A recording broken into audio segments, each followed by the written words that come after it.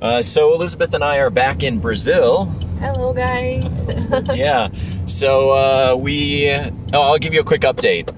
The title of this video will kind of describe what's going on. A lot of craziness, a lot of lines, a lot of tax issues that one has to consider and deal with.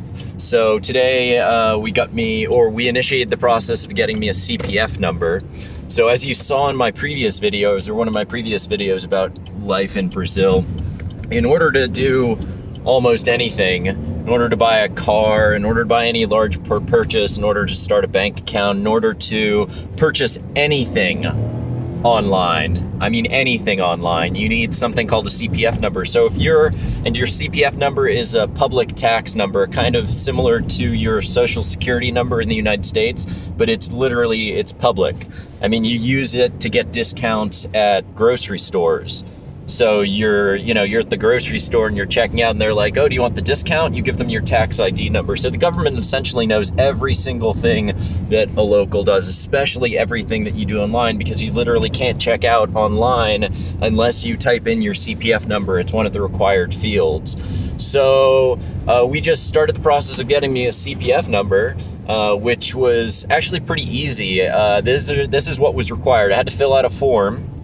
Then I had to have a copy of my own passport, and then a photocopy of my own passport. So you have to give them a photocopy of your passport. You have to give them a photocopy of your mother's. Did they say father's? No, just mother. Just mother's. So you have to give them a copy of just your mother's passport. Fill out the form, and then you also have to show proof of some sort of local residence. I didn't have to do that, but Elizabeth submitted her name and her local residence proof, and that was her telephone bill, which had her address on it, the address that we're staying at. So that was pretty easy. There are other forms of residential proof. You can give a bank account statement with your address. You can even, I think, give like a notarized letter. So if you're just living with your parents or family members and you're not paying, then you have to do two things. You have it doesn't have to be notarized. I don't know. We didn't go through that process. Hopefully what she submitted for proof is sufficient. But you have to submit like a letter from the person who owns the property and also has their name on a bill, and then you have to submit a bill. So it's my understanding for that type of proof of residency, you have to have two documents. First document is the letter from the person, and then the second document is some sort of corporate document with the person's name and the actual address on it. So all we did was submit the telephone record. So apparently it takes 3 days. They no longer have cards. Elizabeth has like a CPF card that she carries around with her, but we asked them if I would get one of those, and they said they don't do that anymore, that you just get the number and they'll email me the number. So, maybe I'll be getting a tax number for here in Brazil. What else? So yeah, it's just crazy. The government knows every single thing that you do and purchase. All about tax too. So, shipping things to Brazil is an absolute nightmare. It's an absolute nightmare. Ford just left the company because of the difficulties in shipping and the taxes associated with shipping. There are a lot of Fords around here. The price of these, the secondhand parts for a lot of these Ford cars is going to go up, but it was a pretty popular car here in Brazil. The company left because of the such high tax rate on the importation of products. So Brazil has 60 or over % tax on anything that you're bringing into the country, essentially that's over $50. And when I say $50, I don't mean just the price of the product. I mean the price of the product and shipping and insurance and cost of handling. So it's calculated upon that $50. So if it's over, $50 in shipping, you're going to pay tax, and you pay tax on essentially anything that's over $50, including shipping, which is almost anything you send to Brazil except for a letter. Because Brazil is such an expensive place to ship to begin with, almost anything that you have shipped here is going to be over $50. It's crazy. So then you're adding 60% on to the cost of what you're shipping. So 60 or more potentially percent off, because there's, the federal tax, then there potentially is local tax. There's a whole lot of taxes. So that just is, I feel that that's really wrong. That's one of probably the reasons we see such bad conditions here, because the people literally can't purchase things from outside the country. The country is really, crazy in this respect. Really crazy in this respect. People aren't able to, one of the reasons probably we don't see a lot, we don't see a lot of updates here in Brazil with technology that you see elsewhere around the world because of the high shipping fees. Literally we're paying more than we would pay in the United States of America or Europe for a product here in Brazil. How can the people here afford that? The people here make way less money and have way less ability than the people in these other countries, and yet they have to pay way more, 60 or more percent more for a product. That's just, there seems to be something really wrong here. In some ways, it looks like they're trying to mirror Portugal in certain aspects. So Portugal also has they apparently respect Portugal. They should actually look more into Portugal and the way Portugal, behaves in different respects if they truly were to respect Portugal. So Portugal also has a high tax rate, but Portugal has legalized, along with America, cannabis. Or at least it's decriminalized. Here, it's not, right? It's not decriminalized. So they appear to respect the high tax rate in Portugal and have implemented that here to the detriment of the population. And they haven't begun doing what most of the progressive countries around the world have begun doing, decriminalizing drugs. So, a bit of frustration. And we're going to get a bank account soon. And the lines for the banks are I'll probably show some at the end of this video. You didn't see the longest line. The longest line we saw yesterday at a bank called Caixa Federal. Oh my God, people were waiting there for hours and hours and hours. It was the longest line I've seen. Lines for banks are really long. The line for the federal, where did we get my CPF? Receita Federal. Receita Federal. That line, there were two lines there, one for people like myself trying to get a CPF number, and then another line. The other line wasn't too long. The line for the CPF number wasn't at all long. So, but the bank lines, they are hugely long. People are waiting, you arrive there early in the morning, or you arrive there at any time during the day, and you'll be waiting hours. Vivo is the telephone company that Elizabeth has. We've been having some problems with that too. They made a mistake, and then of course Elizabeth's having to correct that. Sorry, I'm holding this, my hand's getting tired. You know what they did with Vivo? So they basically, we took out a family plan. We didn't mean to take out a family plan. They put us under a family plan, and then we didn't think, we asked them to cancel it. We walked out of the store and they hadn't canceled the family plan. So we went about our life over to Europe, and the family plan was continuing to go, and then we didn't pay it because it was wrong, and then they blocked the number. So, and then they kept charging us. So every month they were charging us for the plan, and yet the number was completely blocked and we couldn't even use it anyway.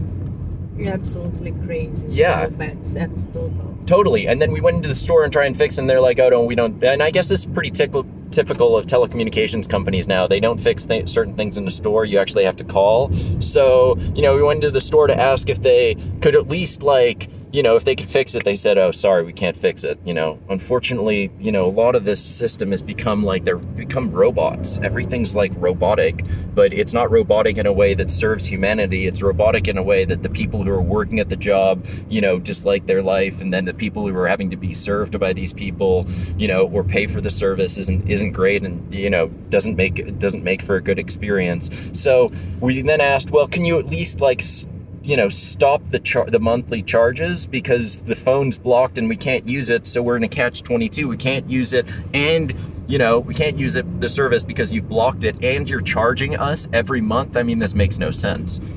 So then Elizabeth spent a couple hours on the phone.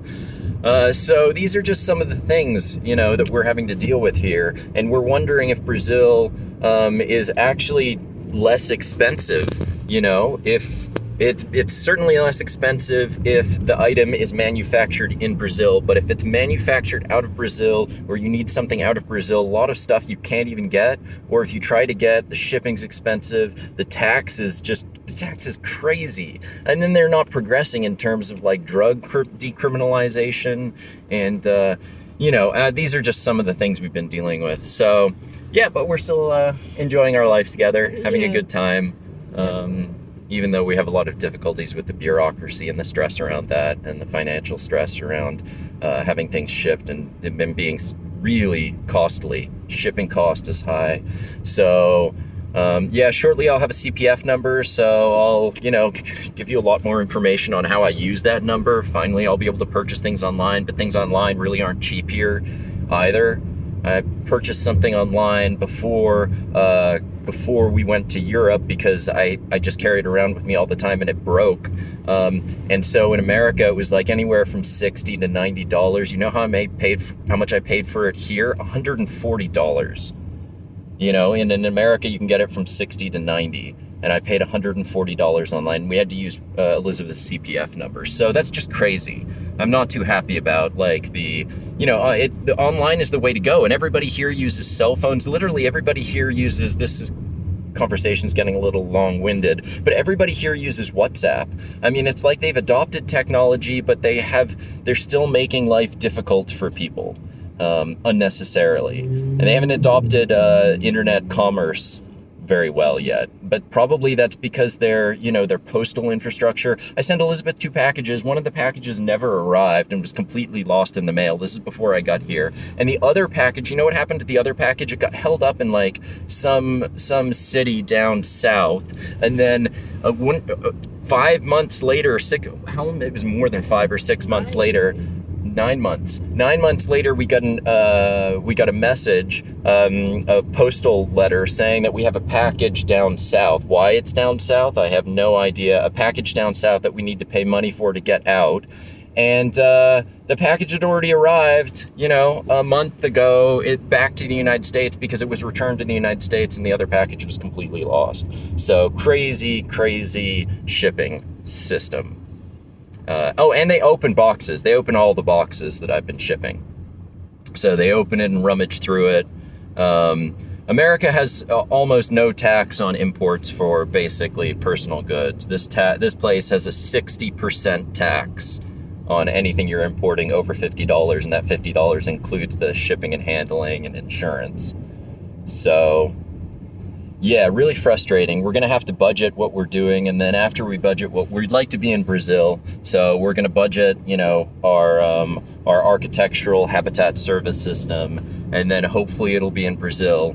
Hopefully we won't have to go outside of Brazil in order to get things cheaper. You'd think that with all the trash everywhere, the government and all the money the government's bringing in from this tax situation, tax on everything here, this tax situation, that they'd be able to, provide a little bit better service to the population, but they're not.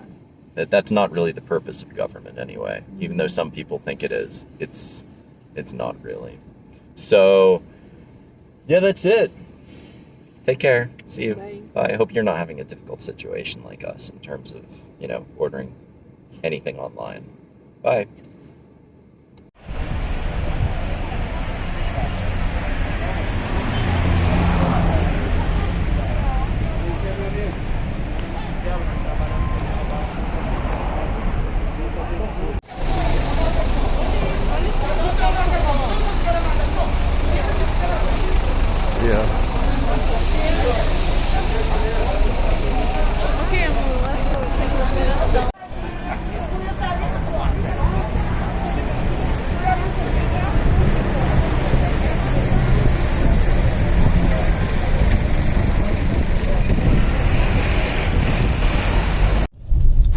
No, muito traffic aqui.